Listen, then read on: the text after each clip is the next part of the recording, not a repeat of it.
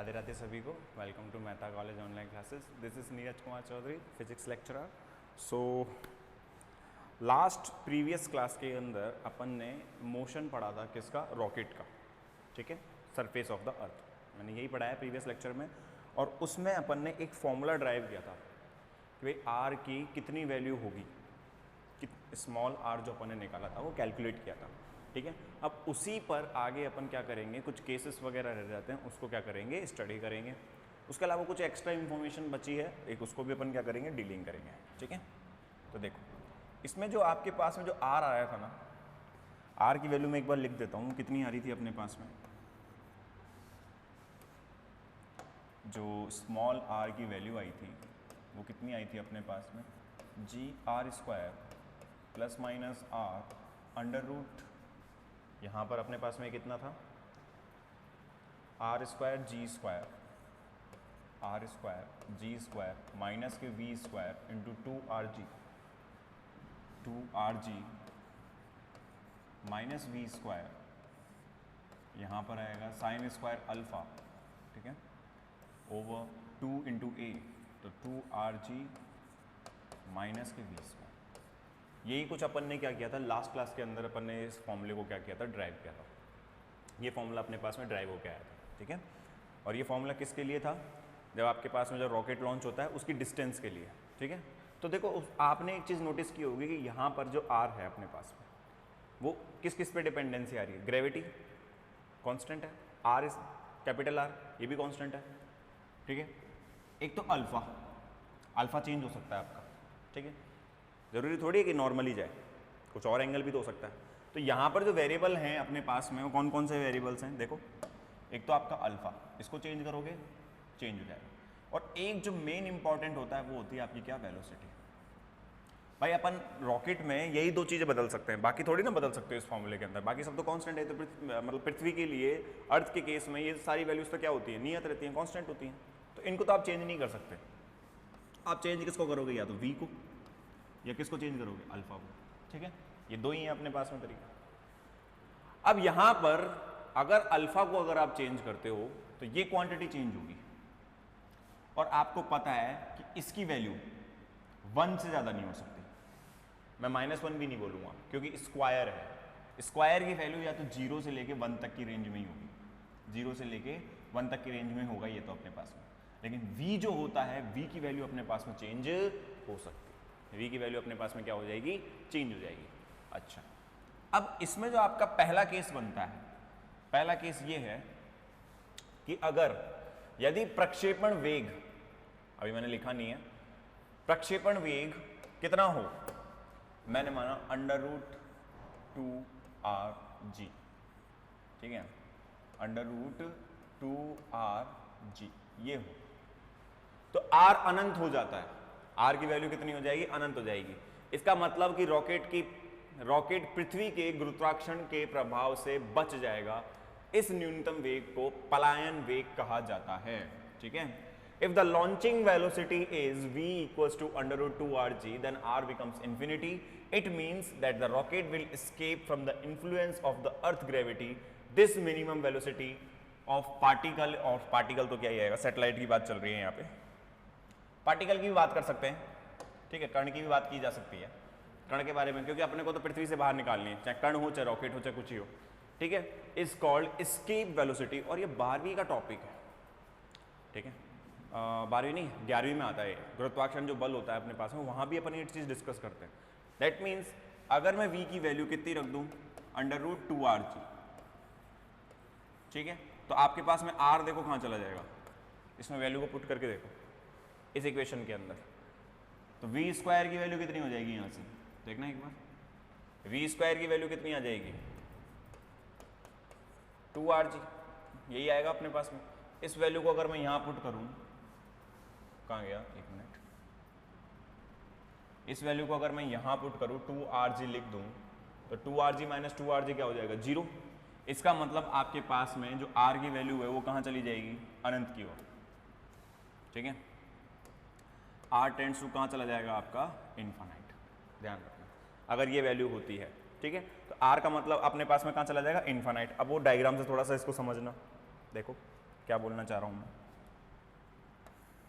ये, ठीक है। मैं मान लेता हूँ इस रॉकेट ने यहाँ तक कोई डिस्टेंस ट्रेवल कर ली है r, स्मॉल r, वेलोसिटी थी v।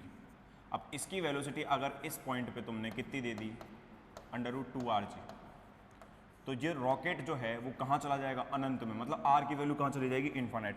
और इन्फानाइट पे क्या अर्थ की ग्रेविटी बचेगी, अर्थ की ग्रेविटी रहेगी क्या वहाँ पे, नहीं।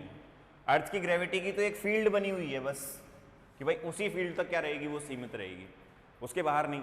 अब जैसे मून है, मून अर्थ की ग्रेविटी की वजह से चक्कर लगाता है उसके चारों तरफ, लेकिन अगर मून को आप इन्फानाइट पे ले जाओ तो उसकी ग्रेविटी उस पर काम कर पाएगी, नहीं। जो ग्रेविटेशनल फील्ड लाइंस जो होती हैं अपने पास में, ठीक है, जो ग्रेविटी, जो गुरुत्वाकर्षण जो क्षेत्र होता है वो हर मास पे डिपेंड करता है। किस पे डिपेंड करता है, वो मास के ऊपर डिपेंड करता है, ठीक है। अब मास के ऊपर अगर वो डिपेंड करता है तो मास इतना ज़्यादा तो है नहीं कि पृथ्वी पूरे स्पेस में सबको अपनी तरफ खींच रही हो ना। ऐसा होता तो अब तक सूरज में अपन भी भस्म हो चुके होते, चांद भी अपने ऊपर आके गिर चुका होता, ठीक है। तो इनकी एक रेंज होती है। अब ये बताओ r टेंड्स टू इनफाइनाइट चला गया तो वहाँ पे तो इसकी गुरुत्वाकर्षण बल कितना हो जाएगा, 0, तो वो 0 हो जाएगा अपने पास में। तो इसका मतलब ये कह सकते हैं कि जो रॉकेट है वो इसकी कक्षा से क्या आ जाएगा, बाहर आ जाएगा, ठीक है। पृथ्वी कक्षा से कहाँ आ जाएगा, बाहर आ जाएगा। और पृथ्वी कक्षा से बाहर आ जाएगा तो इसका मतलब पृथ्वी अब इसके ऊपर गुरुत्वाकर्षण बल नहीं लगाएगी, और नहीं लगाएगी तो पृथ्वी पर तो ये दोबारा नहीं लौट पाएगा, पृथ्वी से तो बाहर ही चला जाएगा, ठीक है। मतलब एक पॉइंट ऐसा आएगा, अगर उतनी वेलोसिटी दे दी उस पॉइंट पे जितनी अपने को ज़रूरत है, तो फिर अपने पास में कोई भी कण हो, कोई भी पार्टिकल हो, वो सीधा पृथ्वी कक्ष से कहाँ चला जाएगा, बाहर चला जाएगा, वो पृथ्वी पे लौट के नहीं आएगा, क्योंकि उस पर उसकी ग्रेविटी काम नहीं करेगी, ठीक है। तो r टेंड्स टू कहाँ चला जाएगा अपने पास में, इनफाइनाइट। अब ये वैल्यू होती कितनी है, एक बार बताओ, तीनों कांस्टेंट हैं अपने पास में, r का मान कितना होता है, 6400 किलोमीटर के आसपास होता है, ठीक है।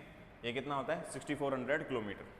g का मान कितना होता है, 9.8 मीटर पर सेकेंड स्क्वायर, और अप्रॉक्सीमेशन में इसको 10 भी ले लेते हैं, ठीक है। ये अपने पास में, इसको ऐसे लिख देते हैं अपन, 6.4 इंटू 10⁻⁴, ये हो जाएगा, मीटर में चेंज करोगे ना 6 के आसपास आएगा मीटर, ठीक है। और 2 तो वो रखा हुआ ही है, तो v की वैल्यू देखो कितनी हो जाएगी, ये हो जाएगी 2 इंटू 6.4 इंटू 10⁻⁶ इंटू 9.8 और 10 अप्रॉक्सीमेशन के अंदर, ठीक है। तो ये 7 हो जाएगा, और इस वैल्यू को अगर अपन निकालेंगे तो बेटा ये 11.2 किलोमीटर पर सेकेंड आएगा, ठीक है। इसको पलायन वेग बोला जाता है, ठीक है, या फिर इसको क्या बोलते हैं अपन, एस्केप वेलोसिटी बोलते हैं। क्या बोलते हैं इसको, एस्केप वेलोसिटी बोलते हैं। इस चीज़ का ध्यान रखना, क्या बोलते हैं, एस्केप वेलोसिटी, या फिर क्या बोला जाता है, पलायन वेग। मतलब इतनी वेलोसिटी की जरूरत पड़ेगी किसी भी रॉकेट को, किसी भी कण को पृथ्वी की कक्षा से बाहर निकालने के लिए। ये आप पहले भी पढ़ चुके हो, ठीक है। यहाँ से एक केस निकल के आता है, हो सकता है वहाँ पे डेरिवेशन ये ना हो कि थोड़ा दूसरा रहा हो, लेकिन यही आता है, रिमेंबर दैट, ठीक है। इसको क्या बोलते हैं अपन, पलायन वेग। अब आता है इसका दूसरा केस। दूसरा केस देखो एक बार, अगर मैं इसकी वैल्यू रख दूं कितनी, √rg, ठीक है, √rg, तो देखो √rg पे अपने पास में क्या बचेगा, ये तो 2rg है। अगर मैं इसकी वैल्यू रख दूं कितनी, √rg, मतलब उसकी आधी, √rg, इसकी वैल्यू कितनी आएगी, 7.92 किलोमीटर के आसपास रहेगा ये, ठीक है। The rocket will go up to the height इतनी, ये अल्फा आएगा यहाँ पे, ठीक है, cos alpha. For vertical launching of the rocket alpha equals to 0, ठीक है। तो ये मतलब आर मैक्स कितना हो जाएगा अपने पास में, आर मैक्स की वैल्यू कितनी हो जाएगी, ये 2r, ठीक है। That means rocket will go from the earth surface up to a height equal to the earth radius, ठीक है।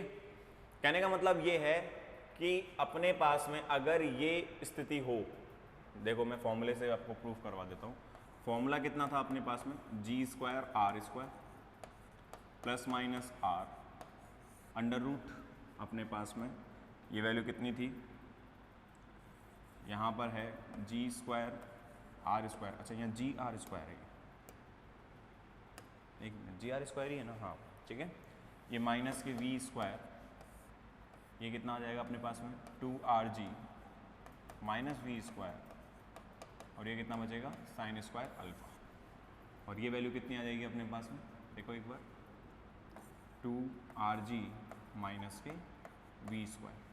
तो ये r की वैल्यू कितनी हो जाएगी, अगर v की वैल्यू तुम कितनी रखते हो √gr, ठीक है यही रख रहे हैं अपन, तो ये कितना हो जाएगा gr square plus minus r, और ये वैल्यू कितनी हो जाएगी g square r square minus के r इंटू जी, इसका स्क्वायर करोगे तो r इंटू जी बचेगा, ये 2r इंटू जी माइनस के आर जी, और यहाँ पर कितना बचेगा ये साइन स्क्वायर अल्फा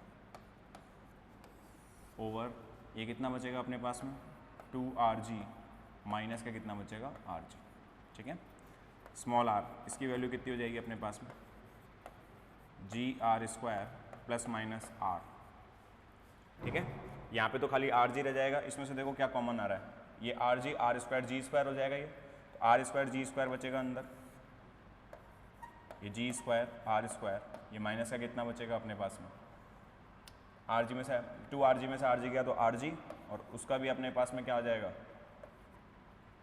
मल्टीप्लाई करेंगे ना बाहर से आर स्क्वायर जी स्क्वायर, ये कितना हो गया साइन स्क्वायर अल्फा ओवर ये वैल्यू कितनी आएगी r इंटू जी लास्ट में, ठीक है। ये इसको ऐसे कर देता हूँ मैं डिवाइड में, वहाँ पे दिखेगा नहीं ना, डिवाइड बाई आर जी, ठीक है। अपने पास में स्मॉल r की वैल्यू कितनी बचेगी, देखो ये कितना आ जाएगा जी आर स्क्वायर, इसमें से ये कॉमन ले लो, जी आर मतलब जी स्क्वायर आर स्क्वायर कॉमन आ रहा है, बाहर ले लो, प्लस माइनस ये कितना बचेगा जी आर स्क्वायर, क्योंकि जी आर कॉमन आएगा, हाँ तो जी आर स्क्वायर, ये अंदर आ जाएगा 1 माइनस साइन स्क्वायर अल्फा, और ये ओवर कितना आएगा अपने पास में r इंटू जी, ठीक है।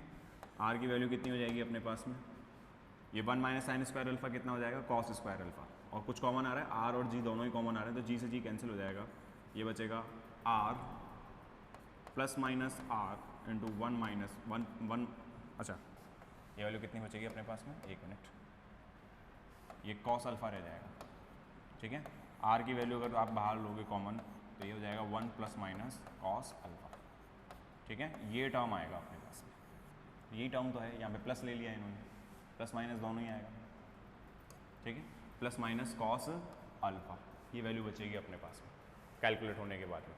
तो r की वैल्यू कितनी आ रही है capital R into 1 plus minus cos alpha, जो कि मैंने वहाँ पे लिखा है, मतलब इतनी हाइट तक जाएगा, ठीक है, इतनी हाइट तक अपने पास में क्या होगा जाएगा। लेकिन एक बात बताओ, अगर मैं अल्फा की वैल्यू कहाँ पे 0 ले लेता हूँ, ठीक है, तो अल्फा की वैल्यू अगर मैं 0 ले लेता हूँ तो अपने पास में दो कंडीशंस बन रही हैं यहाँ पे, एक प्लस की भी बन रही है, एक माइनस की भी बन रही है। माइनस करोगे तो r की वैल्यू 0 रह जाएगी, जो कि पॉसिबल ही नहीं है, वो पॉसिबल होगी भी नहीं माइनस वाली इसलिए पॉसिबल नहीं होगी क्योंकि आप एक बताओ, सरफेस से अगर आप लॉन्चिंग कर रहे हो किसी चीज़ की तो 10 थोड़ी ना जाएगी धरती में, या फिर वहीं थोड़ी रुकी रह जाएगी। आपने लॉन्चिंग किया, उसमें थ्रस्ट लगेगा, कुछ ना कुछ फोर्स लगेगा, बल लगेगा, इसका मतलब ऊपर तो उठेगा। अब कितना उठेगा वो पॉजिटिव वैल्यू है, नेगेटिव वैल्यू तो आपको सरफेस पे पटक रखी है, ठीक है। तो इसमें अपने पास में जो अपने पास में वैल्यू रह जाएगी वो कौन सी रह जाएगी, सिर्फ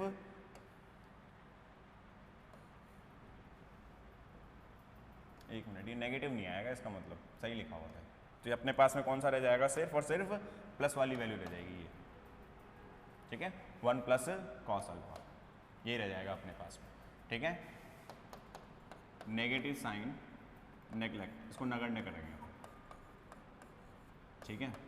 तो अपने पास में ये कितना बचेगा, r equals to capital R into 1 plus cos alpha, if alpha tends to 0, तो ये अपने पास में कितना हो जाएगा, अल्फा की वैल्यू अगर मैं 0 रखूँगा तो ये कितना हो जाएगा, r equals to 2 times of r, ठीक है। मतलब आपके पास में जो रॉकेट है उसमें अल्फा की वैल्यू अगर मैं 0 कर दूं, कैसे, देखो ये वाला डायग्राम से समझना इसको, देखो डायग्राम समझना इसको,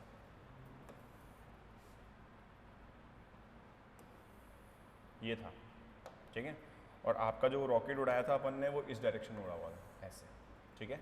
और इसके साथ में जो एंगल बनाया था पृथ्वी के साथ में कुछ ऐसे बना हुआ था, ठीक है। और ये एंगल आपके पास में कितना था, अल्फा, ठीक है। ये एंगल कितना था अपने पास में, अल्फा। अरे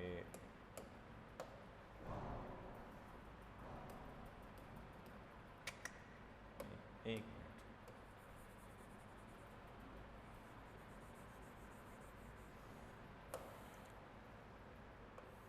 ये इसके सेंटर से, ठीक है। और यहाँ पर वो डायग्राम बना हुआ है आपका, ये एंगल था आपका क्या, अल्फा। ये एंगल अल्फा था।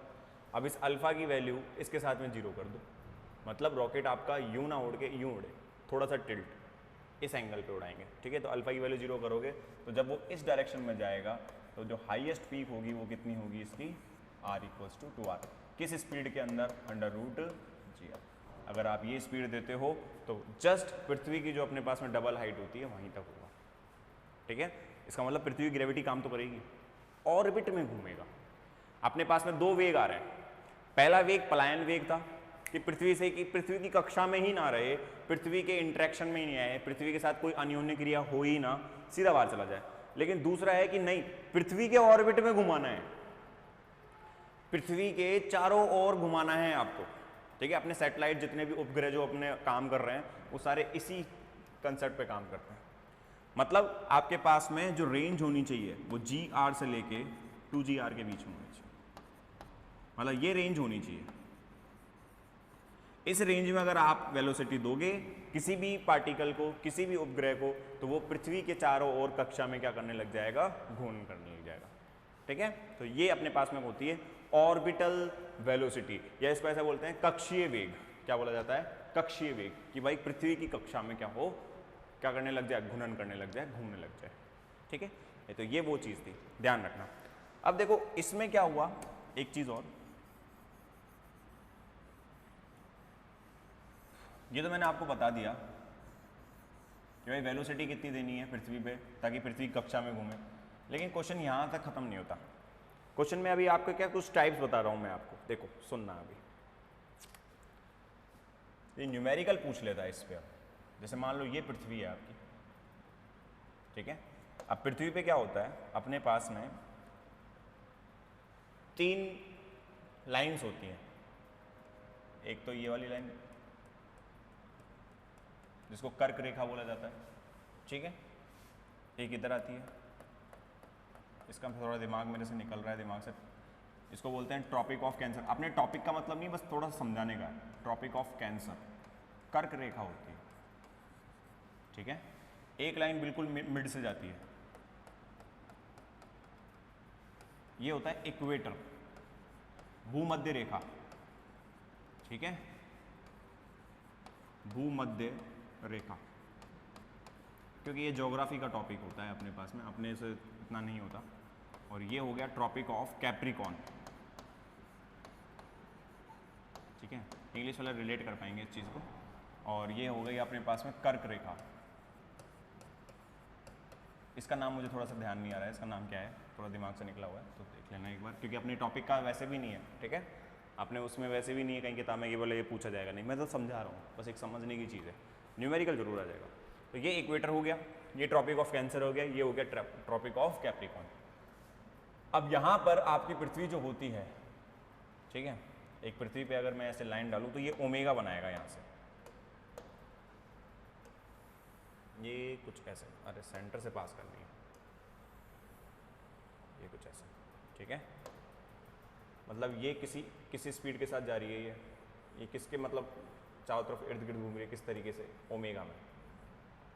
इसकी जो अपने पास में कोणीय वेग है, ठीक है, तो कोणीय वेग है वो कितना है, ओमेगा है, ये गुणन कर रही है। यहाँ पर क्या बोला जाता है इनको,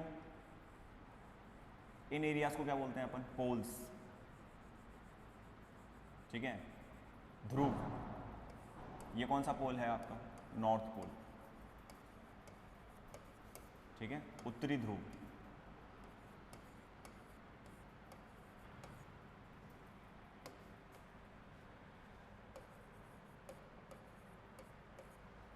ठीक है, उत्तरी ध्रुव। और ये जो है अपने पास में, ये कौन सा है, दक्षिणी ध्रुव आता है, साउथ पोल।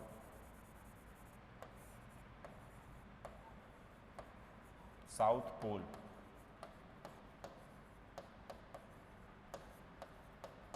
दक्षिणी ध्रुव, ठीक है, ये अपने पास में। ये सारी चीजें मेरे को बताने का क्या मतलब है, अब समझना इस चीज को। अपने पास में जब उपग्रह पृथ्वी के चारों ओर कक्षा में, क्योंकि मैंने अभी बताया ना कि जो अपने पास में जो वेलोसिटी आएगी GR, वो कौन सी वेलोसिटी होगी, पृथ्वी की कक्षीय वेग होगा। वो पृथ्वी की कक्षा में अगर किसी सैटेलाइट को या किसी को घुमाना है तो वो अपन इसी से डिनोट करते हैं, ठीक है। तो यहां पर इस पृथ्वी पर मतलब सैटेलाइट जो घूमते हैं अपने पास में, उनकी 3 डायरेक्शंस होती हैं, मेनली 2 ही पढ़ेंगे अपन, ठीक है, तीसरा आपके मतलब का नहीं। एक तो होते हैं अपने पास में कौन से, एक मिनट, एक तो होते हैं अपने पास में कौन से, जियो स्टेशनरी सैटेलाइट्स,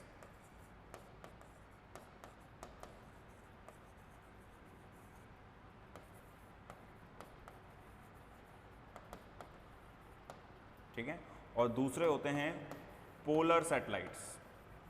एक मिनट, दूसरे कौन से होते हैं अपने पास में, पोलर सैटेलाइट्स, एक मिनट,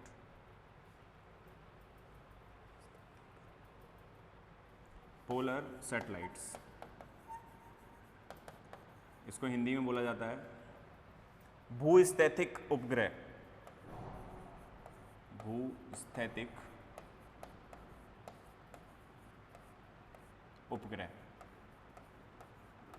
ठीक है, और ये होते हैं ध्रुवीय उपग्रह, ध्रुवीय उपग्रह, ठीक है। ये 2 तरीके के अपने पास में क्या होते हैं, सैटेलाइट्स होते हैं। 2 तरीके के क्या होते हैं अपने पास में, सैटेलाइट्स होते हैं। अब जो जियो स्टेशनरी सैटेलाइट्स जो होते हैं, इनका टाइम पीरियड, जो आवर्तकाल होता है, वो सेम किसका होता है, जैसे अर्थ का होगा, समझने के तौर पर। इसका अपने पास में जो टाइम पीरियड होता है वो सेम अर्थ के, मतलब ये किसी एक फिक्स पॉइंट पे ही रहते हैं। जैसे मान लो अगर ये यहाँ से यहाँ घूम रहा है आपके पास में, जैसे फॉर एन एग्जाम्पल इस पे यहाँ घूम रहा है, ये जियो स्टेशनरी सैटेलाइट ज़्यादातर आपको यहीं मिलेंगे, इक्वेटर पे इस तरीके से घूम रहा है, इस रेंज में घूमता है ये।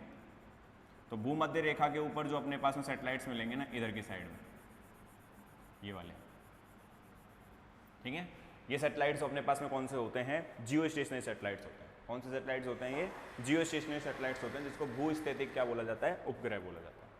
तो ये इक्वेटर के ऊपर बने रहते हैं, और जो इनका टाइम पीरियड जो होता है, आवर्तकाल, ठीक है, वो अर्थ के बराबर ही होता है। कितना, 24 घंटे, 24 आवर्स, इतना ही होता है, ठीक है। कितना होता है ये, 24 आवर्स का होता है। ध्यान रखनी है ये चीज़, क्योंकि देखो न्यूमेरिकल में क्या होता है, न्यूमेरिकल में वो सीधा ऐसे बोल देगा कि कोई एक जियो स्टेशनरी भूस्थैतिक उपग्रह है और पृथ्वी के चारों ओर चक्कर लगा रहा है, तो बताइए, मतलब जो भी उसको ज्ञात करवाना हो ज्ञात करवा लेगा, और कुछ भी वैल्यू नहीं देगा, टाइम पीरियड वाइम पीरियड कुछ भी नहीं देगा। तो हमें दिमाग लगाना है, टाइम पीरियड इसका कितना होता है, अर्थ की कक्षा के बराबर। और आपने एक चीज़ ध्यान दिया होगा कि आपके घरों में जो डिश टीवी लगी रहती है, एंटीना लगे रहते हैं ना डिश टीवी के, और इनके जितने भी सैटेलाइट्स होते हैं वो सब यही होते हैं, इसी रेंज में। वो फिक्स होते हैं एक जगह पे क्या रहेंगे, फिक्स रहेंगे ये। तो आपने देखा होगा जितने भी एंटीना लगाए जाते हैं ना, उन सबकी डायरेक्शन एक फिक्स उसमें रहती है, डायरेक्शन थोड़ी ना चेंज हो रही होती है इस तरीके से, नहीं, वो फिक्स एक ही डायरेक्शन में रहते हैं सारे के सारे। तो यहाँ से अपन यही बता सकते हैं कि भाई यहाँ पर वो एग्जाम्पल दे दिया मैंने, मतलब आपको टाटा स्काई, एयरटेल, इन सब की डायरेक्शन फिक्स होती है, वो एक उसी सैटेलाइट की तरफ फिक्स रहती है, ठीक है। तो ऐसे सैटेलाइट्स को क्या बोला जाता है, जियो स्टेशनरी सैटेलाइट्स या भूस्थैतिक उपग्रह। इनका टाइम पीरियड कितना होता है, 24 आवर्स का, ठीक है। इनका टाइम पीरियड कितना होता है अपने पास में, 24 आवर्स का, पृथ्वी के बराबर। अब जो आते हैं पोलर सैटेलाइट्स, पोलर सैटेलाइट्स होते हैं ध्रुवीय उपग्रह। ये ध्रुव के चारों तरफ चक्कर लगाते हैं इस तरीके से, यहां पर, ठीक है, ये इस तरीके से चक्कर लगाते हैं, मतलब नॉर्थ पोल से होते हुए साउथ पोल में, दक्षिणी ध्रुव से होते हुए उत्तरी ध्रुव में, और इस तरीके से चक्कर लगाते रहते हैं। इनका अलग होता है, लेकिन ये फिक्स नहीं होते अपनी एक जगह पे, ये फिक्स नहीं होते, इनकी पोजीशन चेंज होती रहेगी, ठीक है। और इनके अलग अलग काम है। अगर ध्रुव के बारे में हमें कुछ स्टडी करनी है या ध्रुव पर कोई इंफॉर्मेशन देनी है, तो वो ये सैटेलाइट्स काम करते हैं वहाँ पर, ठीक है। ज़्यादातर अपने पास जो सैटेलाइट्स होते हैं वो जियो स्टेशनरी सैटेलाइट्स कहलाते हैं, क्योंकि ये ज़्यादा कम्युनिकेशन में काम आते हैं अपने पास, ठीक है। और एक और होते हैं अपने पास में आइसो स्टेशनरी, वो इस तरीके से होते हैं,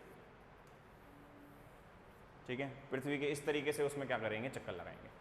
तो पृथ्वी पे जो सैटेलाइट्स होते हैं, अभी तो बहुत सारे सैटेलाइट्स हैं पृथ्वी के बाहर, बहुत सारे, मतलब देखते हैं ना अपन पृथ्वी को, तो अगर आप चांद से देखोगे ना तो ऐसे कवर नजर आएगी बिल्कुल।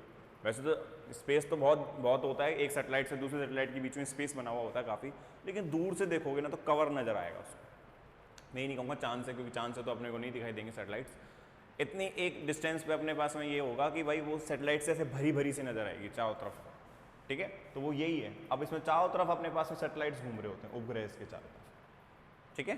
तो ये मेरा एक बस ऐसा था बेसिक सा टॉपिक था, आता नहीं है एग्जाम में, लेकिन हाँ इस पर न्यूमेरिकल जरूर आ जाता है, वो अपन डिस्कस कर लेते हैं। देखो न्यूमेरिकल जरूर आता है, अब देखो कैसे डिस्कस करना है। अगर किसी को देखना है तो एक बार देख लो, किसी को स्क्रीनशॉट लेना है, कुछ भी लेना है, बाकी अपने वैसा टॉपिक नहीं है, लेकिन न्यूमेरिकल बेसिस पे इंपॉर्टेंट टॉपिक बनता है, इसलिए करवा दिया मैंने, ठीक है। देखो इसमें क्वेश्चन देखना अभी कैसे बनता है, एक minute.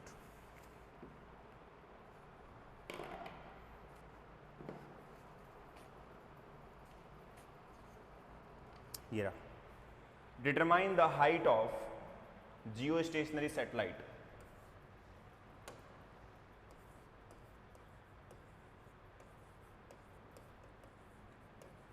Determine the height of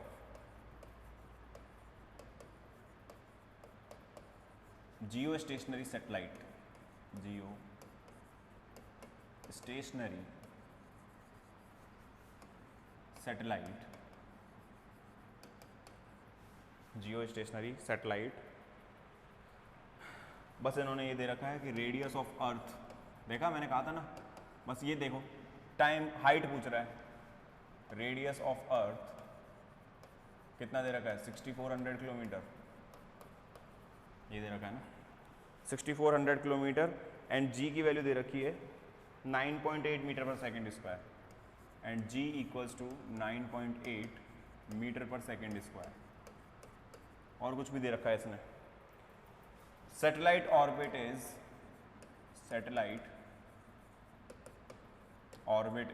circular. बताओ ये एक कितनी बेसिक इंफॉर्मेशन दी है, क्योंकि ये नहीं होती ना अपने पास में तो अपने को नहीं पता चलता कि उपग्रह कैसे ट्रेजेक्ट्री के अंदर है, कौन से प्रक्षेप पथ के अंदर है, ठीक है, कौन सा पथ वो क्या कर रहा है, फॉलो कर रहा है।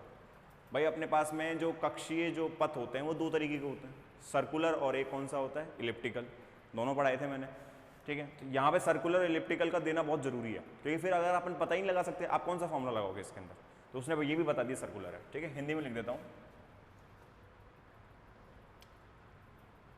भूस्थैतिक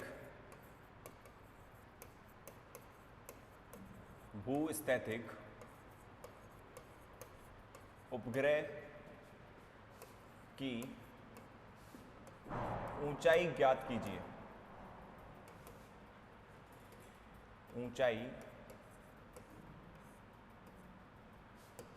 ज्ञात कीजिए, एक मिनट, एच ऊंचाई लग रहा है, ये तो ऊंचाई लिखना है मेरे को,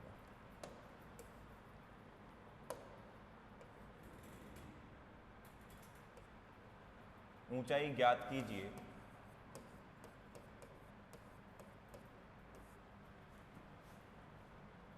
पृथ्वी की त्रिज्या कितनी हो, 6400 किलोमीटर, ठीक है। जी का मान कितना दे रखा है 9.8 मीटर पर सेकेंड स्क्वायर, गुरुत्वाकर्षण त्वरण है ये अपने पास में, और कक्ष जो है वो कैसा है, और कक्ष अगर वृत्तीय हो या वृत्तीय है, ठीक है। तो ये अपने को क्या करना है, डिटरमाइन करना है, ये अपने को क्या करना है, डिटरमाइन करना है, ठीक है। तो देखो इसको कैसे करेंगे डिटरमाइन, क्वेश्चन में आंसर देखना अभी आप, मैंने आपको है ना एक फॉर्मूला पहले भी करवाया था प्रीवियस लेक्चर के अंदर, वो कितना था T, तो देखो mv स्क्वायर ओवर r, ये अपने पास है फॉर्मूला किसके बराबर होना चाहिए, G capital M small m over r square, ठीक है। ये अपने पास में मैंने आपको पहले भी करवाया, ये फोर्स का फॉर्मूला था अपने पास में, तो ये देखो m से m कैंसिल हो जाएगा अपने पास में, और v स्क्वायर की वैल्यू कितनी हो जाएगी, r से r कैंसिल हो जाएगा, और ये कितना आ जाएगा capital G m over r, यही वैल्यू आएगी अपने पास में। तो v कितना हो जाएगा, under root G capital M over r, ये वैल्यू आएगी।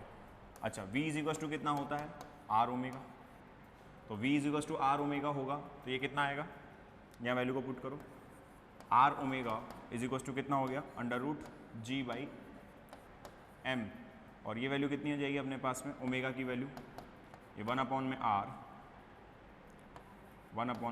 Under root G M over r, ये वैल्यू कैलकुलेट होके आएगी। इससे जब अपन टाइम पीरियड निकालेंगे ना, तो टाइम पीरियड अपने पास में कितना होता है, 2 पाई ओमेगा, ठीक है, 2 पाई ओमेगा। तो इस वैल्यू को जब पुट करोगे, ये प्रीवियस लेक्चर में भी मेरा फॉर्मूला करवाया हुआ था, ठीक है, प्रीवियस लेक्चर में भी मैंने ये फॉर्मूला करवाया था। तो ये कितना होगा अपने पास में, तो टी स्क्वायर कितना आएगा, देखो ये कितना हो जाएगा, 4 pi square over omega square, ठीक है, 4 पाई स्क्वायर कितना हो जाएगा अपने पास में, ओमेगा स्क्वायर। तो ओमेगा स्क्वायर जो अपन यहाँ से कैलकुलेट करेंगे, ये कितना होगा, ये हो जाएगा 1 ओवर आर स्क्वायर, और ये हो जाएगा G M over r square, जी अच्छा आर स्क्वायर नहीं, जी एम ओवर आर। तो यहाँ से जो अपने पास में जी की वैल्यू होती है, ठीक है, मैं नेक्स्ट पेज ले लेता हूँ। तो अपने पास में जो जी की वैल्यू होती है, ये कितनी होती है, g M over r square, यही होता है। तो ये हो जाएगा g r is equal to g M over r, यही होगा अपने पास में कैलकुलेट, बस इस वैल्यू को वहाँ पुट कर दो, तो अपने पास में टी स्क्वायर भी आ जाएगा। ये टी स्क्वायर रखा हुआ है, तो टी स्क्वायर कितना हो जाएगा, 4 pi square over omega square, ठीक है, ये कितना आ जाएगा, 4 पाई स्क्वायर ओवर ओमेगा की वैल्यू कितनी है, ये रखी हुई, ये है अपने पास में 1 over r square G M over r, ये वैल्यू ये कैलकुलेट है, ठीक है। जी एम ओवर आर जो अपने पास में है, ये अपने पास में कैलकुलेटेड है। तो अपने पास में टी स्क्वायर कितना हो जाएगा, 4 पाई स्क्वायर, और जी एम ओवर आर ये हो जाएगा 1 over r square, G M over r की वैल्यू कितनी आ जाएगी, जी कैपिटल आर, ठीक है, जी कैपिटल आर। ये थोड़ा सा मुझे ऐसा क्यों लग रहा है, कॉम्प्लिकेटेड कर दिया अपन ने इसको, कॉम्प्लिकेटेड कर दिया, कोई बात नहीं। ये कितना आ जाएगा, नहीं यार ये थोड़ा सा कॉम्प्लिकेटेड हो गया इस बार तो, एक मिनट रुको, एक मिनट, कॉम्प्लिकेटेड हो गया थोड़ा सा सिचुएशन।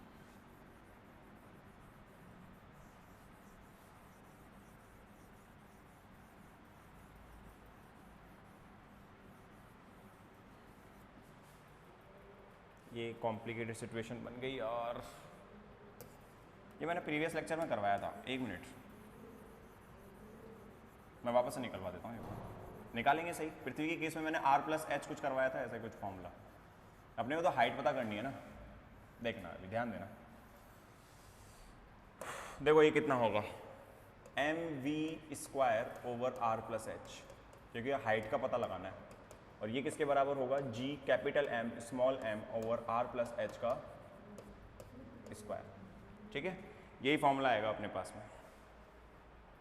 तो इसको आगे सॉल्व करो, ये m से m कैंसिल, v स्क्वायर को ऐसे छोड़ दो, ये हो जाएगा G M over r plus h, यही वैल्यू आएगी अपने पास में। ये कितना हो जाएगा, आर स्क्वायर ओमेगा स्क्वायर, ठीक है, पर यहाँ पर आर प्लस एच का होल स्क्वायर बचेगा। ये देखो अब फॉर्मूला अपना आसानी से बन गया। ये कितना हो जाएगा, आर प्लस एच इसका होल स्क्वायर, और यहाँ पे कितना आ जाएगा, ओमेगा स्क्वायर, ये G M over r plus h. Omega square की वैल्यू कितनी आ जाएगी, ये आ जाएगा G M over r plus h का होल क्यूब, होल क्यूब भी आएगा, ओमेगा स्क्वायर आ गया। टी की वैल्यू कितनी हो जाएगी, 2 पाई बाई ओमेगा, तो टी स्क्वायर कितना हो जाएगा, 4 pi square over omega square. अब देखो अब आ गया कैलकुलेट होके, अब आसानी से आ गया। अपन ने फालतू कॉम्प्लिकेटेड, अपन ने क्या किया, हाइट निकालनी थी, मेरे को हाइट का थोड़ा ध्यान नहीं रहा, कोई बात नहीं, चलता है इतना तो यार। ये हो जाएगा 4 pi square over omega square की वैल्यू कितनी हो जाएगी, जी एम, और ये ऊपर पहुंच जाएगा आर प्लस एच का होल क्यूब। ये अपने पास में क्या आ जाएगा, टी स्क्वायर, टी स्क्वायर हो जाएगा अपने पास में। ये जी एम की वैल्यू कितनी होगी, 4 पाई स्क्वायर, जी एम की वैल्यू कितनी हो जाएगी, जी आर स्क्वायर, ये कितना आ जाएगा, आर प्लस एच का क्यूब। आ गया ना फॉर्मूला वही वापस, वो अपन ने थोड़ा कॉम्प्लिकेटेड कर दिया था उस टाइम पे, ये फॉर्मूला आएगा। तो पृथ्वी के केस में ये अपने पास में टाइम पीरियड होता है। देखो कैपलर्स का लॉ आ रहा है, टी स्क्वायर बराबर आर क्यूब, बाकी सब कांस्टेंट है, कैपिटल्स का लॉ भी फॉलो हो रहा है। अपने को एच की वैल्यू निकालनी है। अब भूस्थैतिक जो उपग्रह होता है आपका, तो भूस्थैतिक उपग्रह में अपने पास में इसका मान कितना होता है टाइम पीरियड का? 24 घंटे होते हैं। मैंने बताया था ना, ऐसे क्वेश्चन देगा भूस्थैतिक उपग्रह का आवर्तकाल पृथ्वी के आवर्तकाल के बराबर ही होता है, मैंने इसीलिए बताया था। टी बराबर कितना होगा 24 आवर्स, ठीक है। जी का मान उसने दे ही रखा है कितना 9.8, आर का मान कितना दे रखा है 6400 किलोमीटर। इन वैल्यूज को इसमें पुट कर दो तो देखो 24 घंटे हैं, इसको अपन किस में बदल लें सेकंड्स में, तो ये सेकंड्स हो जाएंगे अपने पास में, ठीक है। तो इन वैल्यूज में ये कितना हो जाएगा 6 6 36 और 36 इंटू 24 कितना आएगा ये 4 6 24 4 3 12 13 14 2 6 12 2 3 6, ये 764 के आसपास आएगा, ठीक है। 4 6 24 4 3 12 13 14 2 6 12 2 3 अच्छा 2 6 12 एक हासिल 2 3 6 और 7 आएगा यहाँ पे 864 आएगा, ठीक है। ये अपने पास में वैल्यू कितनी आएगी 864, तो ये कितना आ जाएगा 864 और कितना हो गए सेकेंड्स, अच्छा 864 क्यों होंगे यही मैं देखा 86400 सेकेंड्स, इतना टाइम लगाती है 86400 सेकेंड्स।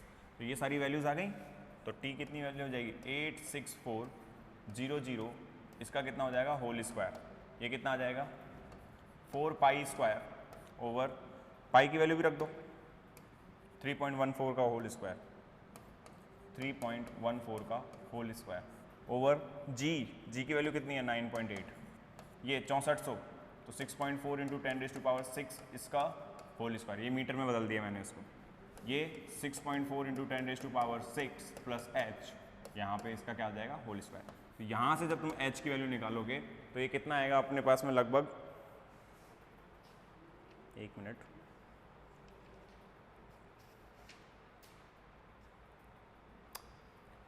35,770 किलोमीटर, और ये फिक्स होता है, ये भूस्थैतिक के लिए भी फिक्स होता है। आप यहाँ से इसको कैलकुलेट करोगे ना तो ये वैल्यू आएगी अपने पास में, तो 35,770 किलोमीटर इतनी रेंज पे अपने पास में क्या होते हैं भूस्थैतिक उपग्रह पृथ्वी के चारों तरफ क्या कर रहे होते हैं घूर्णन कर रहे होते हैं, ऑर्बिट में क्या लगा रहे होते हैं अपना रेवोल्यूशन कंप्लीट कर रहे होते हैं।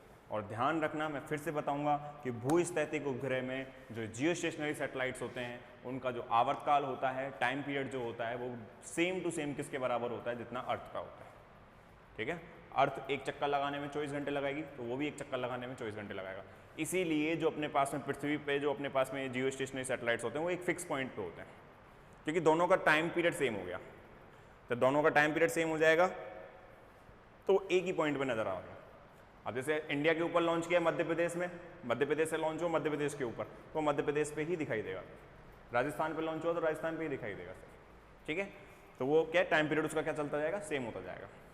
तो ये अपने पास में, हाँ ध्यान रखना ये फिक्स होता है। जियो स्टेशनरी सैटेलाइट्स के लिए जो हाइट होती है ये फिक्स होती है। 35,000 कितनी होती है 770, तो आप ये कर लो अब। अच्छा वो भी मैं आपको बता रहा था,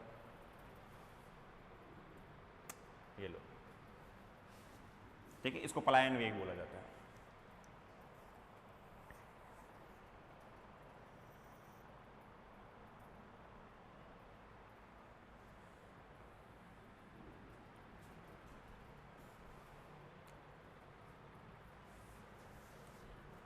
इस वेग का ध्यान रखना, इस पे क्वेश्चन बिल्कुल पूछता है ऑर्बिट के बारे में। कोई भी सैटेलाइट आपको लॉन्च करवा देगा, वेलोसिटी दे देगा या ऐसे बोल देगा कि भाई कक्षीय वेग है, खाली बताएगा वर्ड में बता देगा, तो आपको ये दिमाग में रखना है कक्षीय वेग ये होता है, ठीक है। एस्केप वेलोसिटी है तो दिमाग में रखना है 11.2, कक्षीय वेग है तो 7.92, इनकी वैल्यू कितनी होती है √rg, उसकी कितनी होती है √2rg। तो ये सब दिमाग में रखना पड़ेगा जो न्यूमेरिकल सॉल्व करोगे।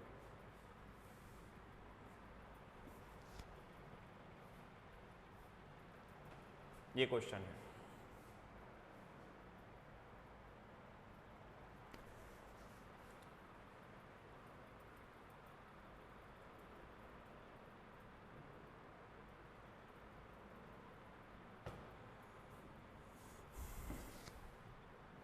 और ये इसका सॉल्यूशन।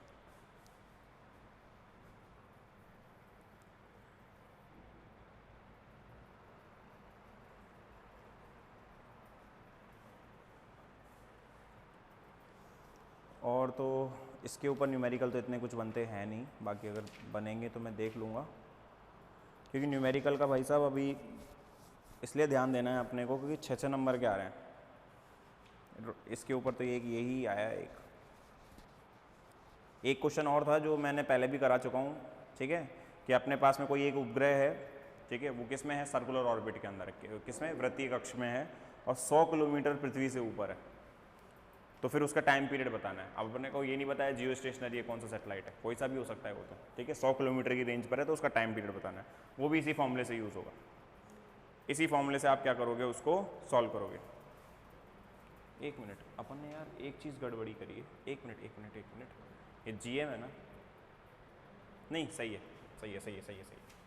बिल्कुल सही, ठीक है। तो आप ये वैल्यूज़ को क्या करोगे, कैलकुलेट करोगे। और मैं देख लेता हूँ कोई क्वेश्चन है क्या।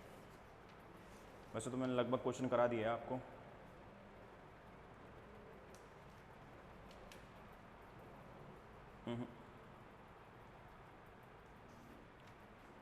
नहीं, अब नहीं बचे, ठीक है।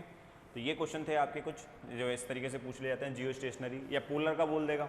अब पोलर में टाइम पीरियड फिक्स नहीं होता, पोलर का कोई टाइम पीरियड फिक्स नहीं होता, वो आपको सारी इन्फॉर्मेशन देगा वहाँ पे। लेकिन ये जो फॉर्मूले हैं ये वाले, ये तो एक बार आपको रिमेंबर रखना पड़ेगा। पृथ्वी के केस में टाइम पीरियड ये होता है अगर किसी हाइट h पर है, ठीक है। अगर हाइट अपने पास में h है या कंडीशन ऐसे दे दे कि h जो है वो पृथ्वी की त्रिज्या के बराबर ही है, तो आवर्तकाल कितना हो, तो h बराबर अपने को कितना रखना पड़ेगा, 2r रखना पड़ेगा। फिर वो 8r³ बाहर आएगा कॉमन होकर, फिर वो आपको सॉल्व करना पड़ेगा। तो क्वेश्चन तो कैसे बना सकता है, फॉर्मूला अपन ड्राइव करेंगे, ठीक है। पहले फॉर्मूले को ड्राइव करो, क्वेश्चन से ये पूछो कि भाई क्या पूछना चाह रहा है, फिर आगे आप क्या करोगे, प्रोसीड करोगे, ठीक है। तो अब जो अपना नेक्स्ट लेक्चर लगेगा, उस नेक्स्ट लेक्चर के अंदर मैं आपको पढ़ाऊंगा क्या, रदरफोर्ड स्कैटरिंग, ठीक है। जो रदरफोर्ड का अपने पास में विकिरण, रदरफोर्ड विकिरण जो था, क्योंकि वहाँ पे भी अपने पास में केंद्रीय बल लगता है, तो उन केंद्रीय बलों से अपन उसकी जो इम्पैक्ट पैरामीटर होता है और जो भी अपने पास में फिजिकल क्वांटिटीज़, भौतिक राशियाँ वहाँ पे आती हैं, उसको कैलकुलेट करेंगे। साथ ही साथ में कुछ न्यूमेरिकल्स को और देखेंगे, क्योंकि रदरफोर्ड के ऊपर भी न्यूमेरिकल आता है, उन न्यूमेरिकल्स को भी चेक करेंगे और कुछ 1-2 न्यूमेरिकल और इंपॉर्टेंट रह जाते हैं, उनको भी अपन क्या करेंगे, डिस्कस करेंगे। तो नेक्स्ट क्लास के अंदर। राधे।